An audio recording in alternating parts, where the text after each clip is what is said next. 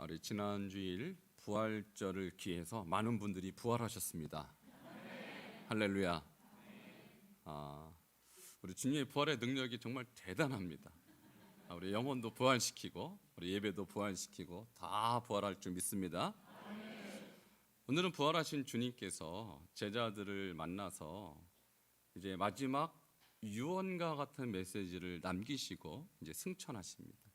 그 마지막 메시지가 바로 12사도의 비전이에요. 함께 따라 하시겠습니다. 12사도 비전. 예수님에게는 꿈이 있었어요. 예수님이 정말 꿈이 있었을까요? 예, 있었습니다. 뭘까요? 그것은 뭐냐면 이 땅에는 모든 사람이 예수님을 통하여서 영생을 얻는 것입니다. 우리 하나님께서 예수님을 이 땅에 보내신 것은 여러분 그냥 교회 나와서 예배드리고 돌아가라는 것이 아니고 여러분 한 사람 한 사람이 육신의 장막을 벗은 후에 영원한 삶을 살게 하는 것, 이것이 하나님과 예수님의 그림이고 여러분을 향한 뜻인 줄 믿으시기 바랍니다. 그러니까 우리는 단지 이 땅에서 기껏 해봐야 120년밖에 못 살잖아요. 별로 오래 살고 싶은 마음이 없으신가 봐요. 기껏 해봐야 100년, 120년인데 그리고 어떻게 되느냐, 여기에 여러분 관심을 가지셔야 돼요. 엊그제도 우리 교우 중에 한 분, 황규순 집사님, 저는 직접적으로 뵌 적은 없어요. 근데 우리 교회에서 오랜 동안 신앙생활 하시다가 이제 소천하셨어요. 그래서 연락이 와서 이제 장례식을 치러드리고 이렇게 왔는데 그분이 이제 80 조금 더 드셨다고 그래요. 그러니까 사람이 연수가 70이고 강건하면 80이다. 모세가 그렇게 말했는데 그 사실인 것 같아요. 80 정도 살면 그 웬만큼 산 겁니다. 근데 90, 100세까지 살면 정말 많이 산 거죠. 근데 그것이 끝이 아니라는 거예요. 그 후에도 우리는 뭔가 다음 세계에 대한 이해가 필요하고 준비가 필요한 거예요. 그것은 뭐냐면 우리가 영혼에 대한 준비가 필요한 것입니다. 하나님은 여러분에게 영생을 주시기를 원하는 거예요. 그러니까 처음부터 하나님은 그렇게 원하셨어요. 그래서 아담과 하와를 창조하실 때 영원히 살도록 디자인하신 거예요. 그런데 이것을 방해한 방해꾼이 바로 사단입니다. 그러니까 사단은 우리가 이렇게 행복하게 영원히 사는 걸 원치 않아서 어떻게든 영원히 저주받을 길을 자꾸 우리에게 유혹을 주는 것이죠. 그래서 그것이 바로 사단이 여태까지 한 일이고 거기에 수많은 사람들이 넘어간 거예요. 아담과 하와를 포함해서. 근데 이것을 주님이 회복시키기 위해서 예수님이 이 땅에 오셨고 예수님이 그 십자가에서 죽으신 것은 바로 그 아담의 죄값을 지불하신 거예요. 지불하시고 끝난 게 아니라 부활하셨습니다. 그러니까 게임에서 승리한 거예요. 게임 오버예요. 할렐루야. 그러니까 예수님은 승리자이시고 우리가 교회에 다니는 것은 그 예수님과 함께 영원한 삶을 살고자 이 자리에 오신 거예요. 여러분 교회 생활 여러 가지로 우리에게 유익이 있어요. 함께 모여서 이렇게 찬양도 하고 또 예배도 드리고 교제도 하고 여러 가지 유익이 있지만 그것이 끝이 아니라 궁극적으로는 여러분에게 영원한 행복, 영원한 축복, 영원한 천국을 주시기 위하여 여러분 이 자리에 초청하신 것입니다. 그 일을 위해서 예수님이 오셨고 문제는 뭐냐? 예수님이 영원히 살 수는 없잖아요. 어쨌든 예수님의 사명은 3년으로 마무리하고 나머지 일을 누군가를 예수님 대신 그 일을 해야 돼요. 근데 그 일을 맡길 사람이 누구였겠느냐? 바로 12사도라는 거예요. 여러분은 이 12사도가 누구라고 생각하십니까? 나와 전혀 관계없는 12사도는 그냥 예수님이 12제자가 아닌가 이렇게 생각할지 몰라도 예수님은 그 12사도를 통해서 계속해서 또 다른 12사도를 만들어내서 오늘 여러분까지 복음이 전달된 것입니다. 그러니까 그 12사도는 끝난 것이 아니에요. 12사도의 역사, 12사도의 사역은 지금까지 우리 반석중앙교회 여러분에게도 미치고 있는 것입니다. 12사도란 무엇일까요? 사도란 단어를 제가 여러분에게 말씀드리려고 하는데요. 이 단어가 처음으로 등장하는 본문이 있어요. 요한복음 20장 21절, 여기에 사도라는 단어가 등장합니다. 함께 읽겠습니다. 시작. 예수께서 또 이르시되 너에게 평강이 있을지어다. 아버지께서 나를 보내신 것 같이 나도 너희를 보내노라. 아멘. 여기서 보낸다라는 단어가요, 바로 사도의 기원이 되는 아포스텔로라는 단어인데, 여기서 보내다, 그러니까 그냥 보내는 게 아니고 특별한 임무를 맡겨서 보낸다. 이것이 바로 여기 보낸다, 아포스텔로의 의미인데, 그 특별한 임무를 맡고 보냄을 받은 사람을 사도라고 합니다. 자, 그 사람을 아포스텔로라고 해요. 따라하시겠습니다. 아포스텔로. 여러분, 이런 단어는 기억을 해두세요. 너무나도 중요한 단어고, 성경에서 우리가 사도라는 단어를 직접적으로 알 수 있는 중요한 단어예요. 그런데 여기서 먼저 하나님이 사도로서 보낸 자가 예수님이십니다. 그래서 아버지께서 예수님을 이 땅에 사도로 보내셨는데 특별한 임무를 가지고 오신 것이죠. 어떤 임무라고 했습니까? 저와 여러분의 죄값을 지불하시고 우리의 모든 죄를 다 해결하셔서 우리를 구원의 길로 인도하신 그 사도가 바로 예수 그리스도인 것입니다. 그리고 예수님은 3년간의 그 사역을 마치시고 제자들에게 그 사역을 위임하셨어요. 그러니까 그 제자들은 예수님의 대리자고 예수님의 대사가 되는 것이죠. 그러면 이 사도는 어떤 사명을 받은 사람일까요? 그것이 오늘 본문에서 읽었던 1장 8절에 기록이 되어 있습니다. 함께 1장 8절을 읽겠습니다. 시작. 오직 성령이 너희에게 임하시면 너희가 권능을 받고 예루살렘과 온 유대와 사마리아와 땅끝까지 이르러 내 증인이 되리라 하시니라. 아멘. 여러분, 나라에 지도자가 있습니다. 대통령이 있죠. 대통령은 각 국가에 대사를 보냅니다. 그 대사가 하는 일은 국가 지도자의 뜻을 받들어 국가가 해야 될 일을 대리로 하는 것이 대사입니다. 저도 중국에서 있을 때 중요한 일, 여권을 바꾼다든지 중요한 서류를 뛸 때는 제가 있었던 곳에서 중국 북경까지 가는데 3시간 반, 4시간을 비행기 타고 가야 돼요. 중요한 일은 거기서밖에 안 띄어줘요. 그러니까 권위자가 거기에 있기 때문에 거기에 갈 수밖에 없는 것이죠. 여러분, 예수님의 사도는 바로 예수님의 능력과 권위를 위임받고 예수님 대신 일처리를 하는 사람, 그 사람을 오늘 1장 8절에선 증인이라고 합니다. 함께 따라하시겠습니다. 증인. 증인은요, 2가지 뜻이 있어요. 내가 어떤 사건을 눈으로 보았습니다. 법적으로 목도한 것을 증거하는 사람이 증인이에요. 2번째 뜻은 내가 본 것을 증언하는데 뭘 증인했겠어요? 예수님의 증인들이 예수님의 죽으심과 그의 부활하심을 증거했다고 제가 지난번에 말씀드렸죠. 근데 그렇게 증거를 하면 로마 법정에서는 이렇게 여깁니다. 저 사람이 거짓말을 한다. 어떻게 사람이 죽었다가 살아나느냐. 우리가 신으로 섬기는 로마 황제들도 죽으면 끝인데 이 로마 황제보다 더 뛰어난 사람이 있단 말이냐. 죽었다가 살아났다고 그런 말 하지 말라고 경고합니다. 그럼에도 불구하고 예수님의 증인은 그 말을 안 할 수가 없는 것이죠. 제가 그래서 부활의 증거로서 예수님을 증거하다가 자기 목숨에 위험이 오는데도 불구하고 법정에서 그렇게 증언하는 것은 대부분 법 심리학자들에 의하면 그것이 사실이라는 거예요. 자기한테 불리한 증언을 할 사람은 없다라는 거예요. 근데 로마 시대 보면 유독 예수 믿는 사람은 자기에게 불리한 증언을 한다라는 거예요. 바로 그 증인들이 증언한 내용이 예수가 이 땅에 오셨고 그리고 그분이 부활하셨다라는 증인으로 보내심을 받은 것입니다. 여러분, 그런데 이 증인은요, 예수님의 12제자만 증인이 아니라 오늘 예수를 믿는 여러분도 주님의 증인인 줄 믿으시기 바랍니다. 그런 의미에서 증인은 곧 사도고 사도는 곧 증인이에요.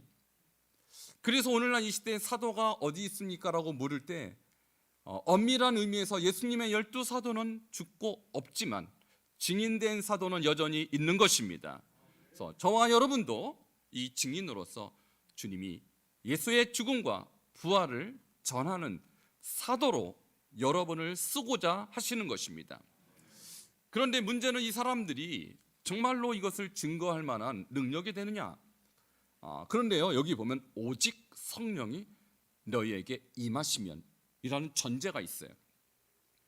그러니까 증인들은, 이 사도는 혼자 가는 것이 아니라 성령께서 함께 해주시는 행복한 사람입니다. 여러분, 우리가 이 땅에서 보이지 않지만 하나님의 영이신 성령이 우리 안에 계시고, 또 우리가 그분과 직접적으로 만질 수 없고 교제할 수 없지만 영이신 하나님께서 우리 안에서 늘 우리를 깨닫게 하시고, 내가 죄짓지 말아야겠다, 이것을 깨닫게 하시는 분이 성령님이세요. 그럼 성령님 우리의 영혼에, 또 우리의 양심의 자리를 잡고 계셔서 내가 할 것과 하지 말할 것을 가르쳐 주세요. 또 지금도 성령님은 여러분 안에 계십니다. 믿으십니까? 여러분, 옆에 분 한번 보시기 바랍니다. 이분 안에 성령님이 계세요. 잘 믿겨지지 않지만 사실입니다. 예수님을 믿는 사람, 주님을 진정으로 영접한 사람 안에는 그 성령님이 지금 계시는 거예요. 그래서 우리가 어떻게 해야 될지를 가르쳐 주시는 그 역사가 성령의 역사인데, 증인에게는 성령이 늘 함께 하시겠다라는 거예요. 이 똑같은 말씀을 예수님이 마태복음 마지막 28장에서도 하고 계십니다. 함께 마태복음 28장 19절과 20절도 보도록 하겠습니다. 시작. 그러므로 너희는 가서 모든 민족을 제자로 삼아 아버지와 아들과 성령의 이름으로 세례를 베풀고, 19절에 보면 예수님의 마지막 유언이, 사도행전 아까 1장 8절도 예수님의 마지막 유언이고, 비슷하지만 좀 다르게 표현된 장면도 마태복음 28장 19절에 기록이 되어 있어요. 마지막 메시지, 너희는 가서 모든 민족을 제자로 삼아 아버지와 아들과 성령의 이름으로 세례를 베풀고, 사도적인 명령을 내리시고, 20절입니다. 같이 읽겠습니다. 시작. 내가 너희는 모든 것을 가르쳐 지키게 하라. 볼지어다 내가 세상 끝날까지 너희와 항상 함께 있으리라 하시니라. 아멘. 이 사도들이, 이 증인들이 해야 될 너무나도 크고 위대한 일을 그들 스스로 감당하기가 어려울 것을 아신 주님께서 걱정하지 마, 내가 너희와 항상 함께 있을 거야. 그러니 너희는 너희가 맡은 사명을 잘 감당하여라. 이것이 주님께서 보내시고 위임하신 그 증거인 것입니다. 그러므로 주님은 여러분과 영원히 함께 계시는 줄 믿으시기 바랍니다. 보이지 않는 그분은 우리에게 성령으로 영원히 함께 하시겠다고 약속하셨어요. 그러니까 여러분, 두려워하지 마시고 어려운 일이 있을 때도 당황하지 마세요. 성령님은 여러분과 늘 함께 행하시는 분이십니다. 우리 옆에 분 한번 축복하겠습니다. 주님은 당신과 함께 하십니다. 함께 하시기로 결심하시고 일을 맡기신 분, 그것이 주님이 사도들에게 주신 은혜와 특권입니다.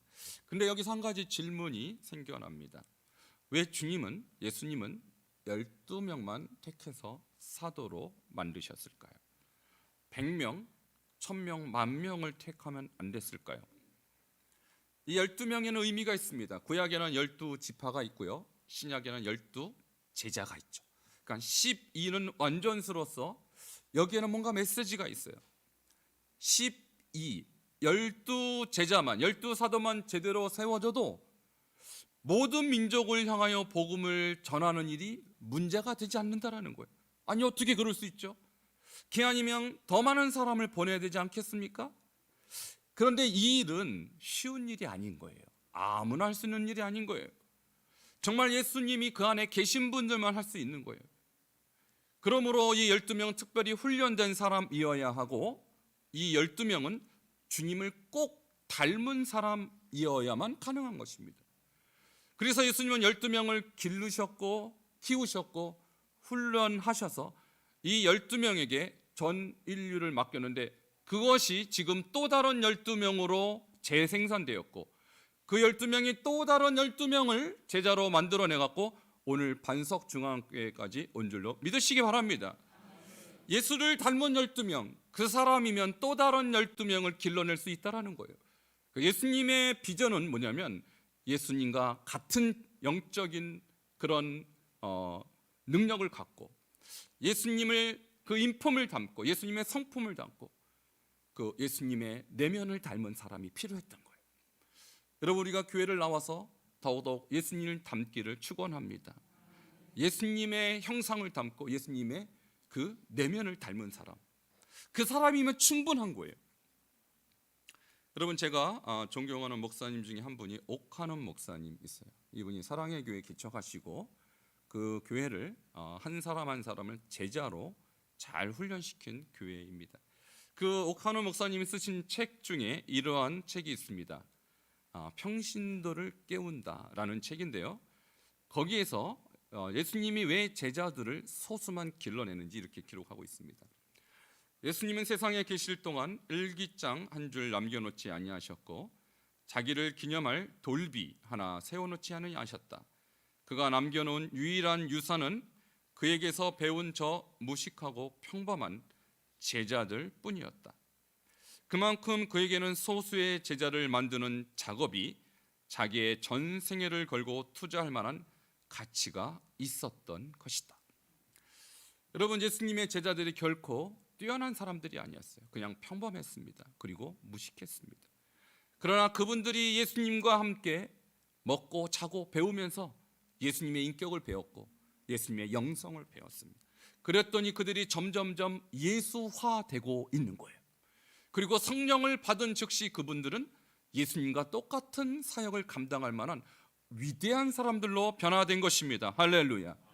그러므로 그 시대의 사도는 결코 뛰어난 사람이 아니었다는 거예요. 그냥 평범했다는 것입니다. 그런 의미에서 저는 우리 반석중앙교회 모든 성도님들이 이 시대의 사도가 될 만한 충분한 자격이 있다고 저는 확신합니다. 여러분, 주님을 더 닮기를 바랍니다. 주님의 그 영성을 배우시기를 바랍니다. 예수님의 영성을 배운 그 평범한 사람들이 이 시대를 바꾸는 대단한 사람이 된 거예요. 그리고 그들은 가는 곳마다 자기 같은 사람을 또 만들어냈어요. 그리고 그렇게 변화된 사람은 또 다른 제자들을, 또 다른 사도들을 계속해서 양성해 냈다라는 것이죠. 이것이 12사도만 주님이 택하신 이유인 것입니다. 또 다른 12사도는 더 다른 나라에 가서 다른 민족에 가서 그 지역을 변화시키고 그리고 그 지역에 변화된 사람들이 또 다른 사람들을 계속해서 일으켜 세운 것입니다.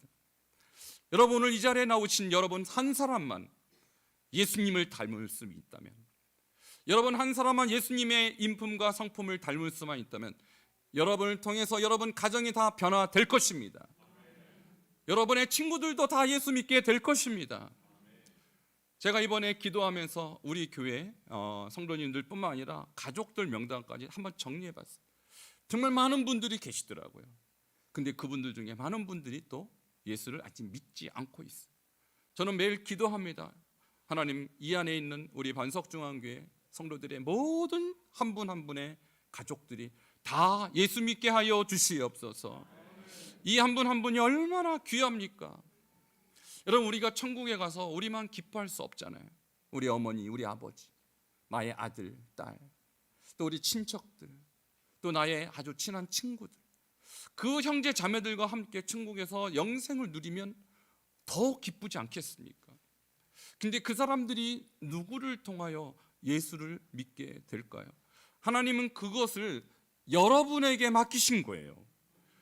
12사도에게 모든 민족을 맡겼을 때는 그 12사도가 한 사람부터 시작해서 한 사람에게 전도하고 그 한 사람이 또 다른 사람을 전도하고, 그렇게 사도들은 많아지게 된 것이고 사도의 숫자는 확장해 갔다라는 거예요. 그런 의미에서 여러분도 이 시대의 사도입니다. 여러분의 가정의 사도입니다. 사도란 보내심을 받은 자예요. 어떤 목적을 가지고 주님께서 보낸 자입니다. 여러분의 가정은 여러분에게 맡기셨어요. 여러분의 자녀들도 여러분에게 맡기셨어요. 여러분의 친척들도 여러분에게 맡기셨어요. 돌아가신 저희 아버님이 저희 가문에서 제1호 크리스찬이었어요. 15살 때 예수 믿고 그 당시 아시겠지만 유교 사회, 유교 집안에서 예수 믿는 것은 굉장히 큰 고난이 있었던 시대. 교회만 갔다 오면 회초리가 날라오고요. 심지어 화로까지 던지고 숱한 고난을 다 이겨내면서 저희 아버님이 저희 고모님들 전도하기 시작했어요. 그리고 고모님들이 예수 믿고 그 다음에 저희 할머니 제일 마지막에 저희 할아버지가 예수 믿고 돌아가셨다고 그래요. 그래서 제가 아는 한 저희 가문에 예수 안 믿는 사람은 한 사람도 없습니다. 할렐루야. 그러니까 그 가문에, 우리 신씨 가문에 저희 아버님을 최초의 사도로 하나님 부르신 거예요. 그리고 사도적 사명을 우리 가문 안에서, 가정 안에서 일으키는데, 제가 대충 조사해 보니까 목사만 7, 8명이 되고요, 장로, 권사, 집사는 셀 수도 없고 단 한 사람도 예수 안 믿는 사람이 없을 정도로 우리 가문 전체가 하나님을 믿는 축복된 가문이 되었습니다. 이 모든 것은 한 사람부터 시작된 거예요. 그러므로 여러분, 우리 교회에 여러분 한 사람 한 사람은 그냥 성도 한 사람이 아니라 한 사람의 사도입니다. 우리 다시 옆에 분에게 한번 축복하세요. 당신은 사도입니다. 네, 믿으시기 바랍니다. 너무나도 놀라운 이야기예요. 너무나도 놀라운 이야기. 그 한 사람의 힘, 한 사람의 헌신, 한 사람의 영향력이 우리 가문 전체를 바꾸고, 저는 항상 모일 때마다 우리 친척들이 모이면 예배하고 찬양하고, 단 한 사람도 거기에 브레이크를 거는 사람이 없고, 얼마나 복돼요. 얼마나 복돼요. 근데 아직 예수 믿지 않는 가문에 속해 있는 여러분, 이 명절 때마다 얼마나 마음이 힘들고 아픕니까? 그러므로 여러분, 이 모든 일들은요, 이제 여러분에게 맡겨주신 주님의 사명인 것입니다. 여러분, 사도로 이제는 여러분이 주님 앞에 쓰임 받아야 되는 것입니다.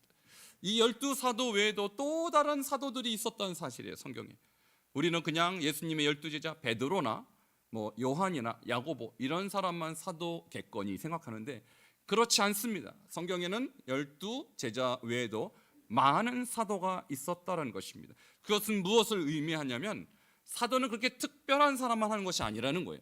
우리도 사도가 될 수 있는 것입니다. 사도행전 14장 14절을 보면요, 12제자가 아닌 또 다른 사도들이 등장합니다. 같이 읽겠습니다. 시작.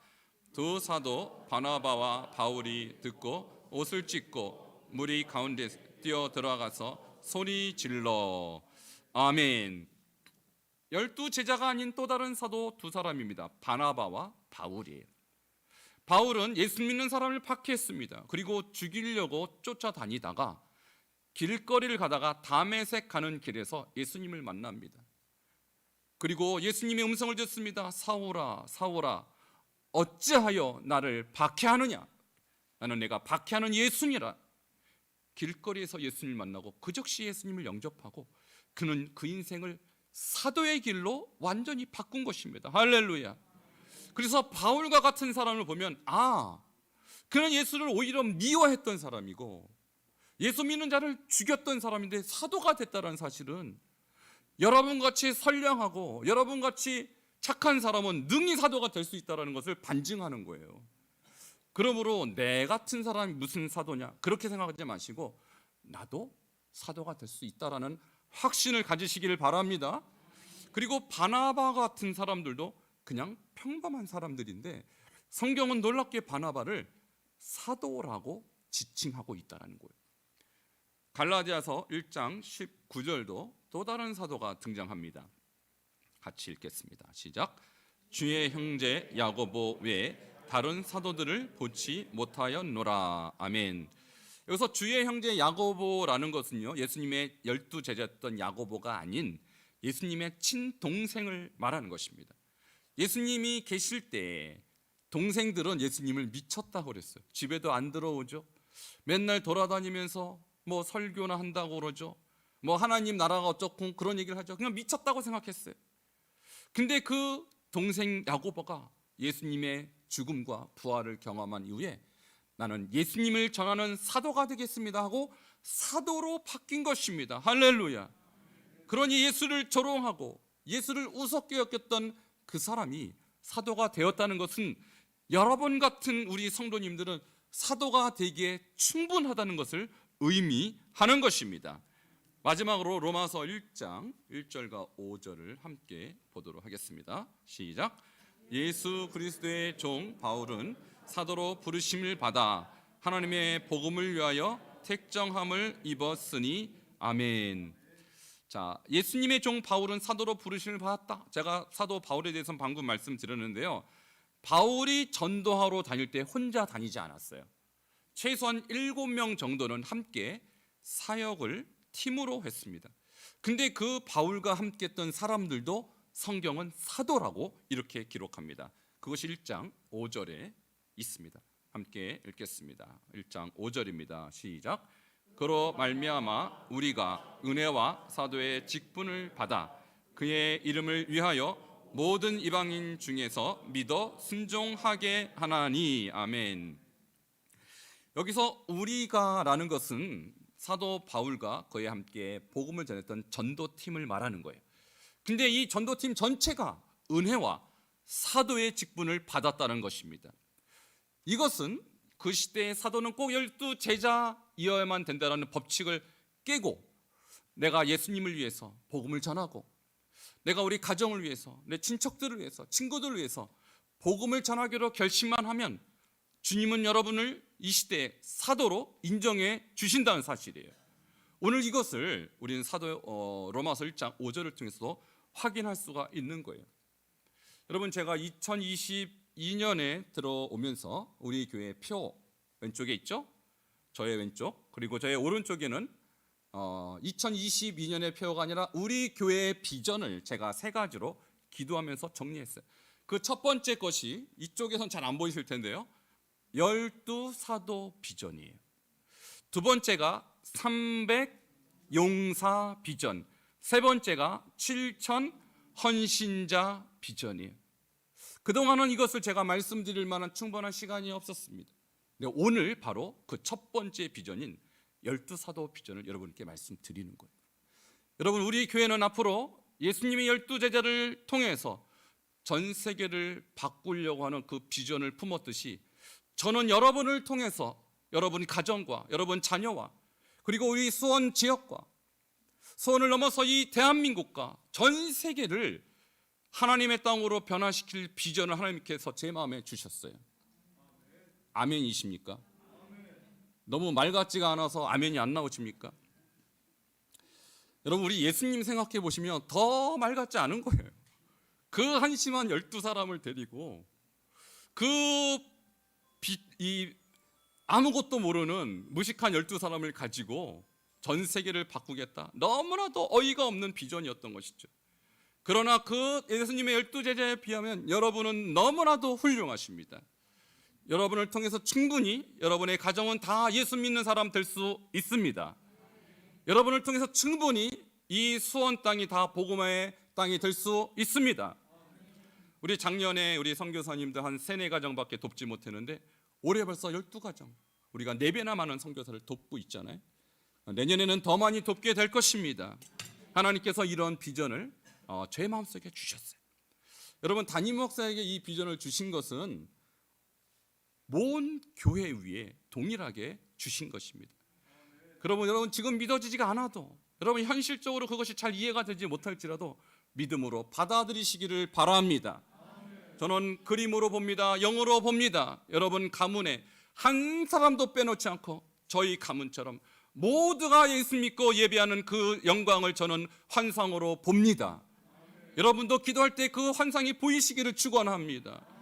그리고 우리 교회를 통하여 이 수원 땅이 복음화가 되고 수원을 넘어서서 대한민국 땅이 복음화가 되고 더 많은 나라에 더 많은 열방 가운데 예수의 복음이 전파되는 저는 환상을 봅니다.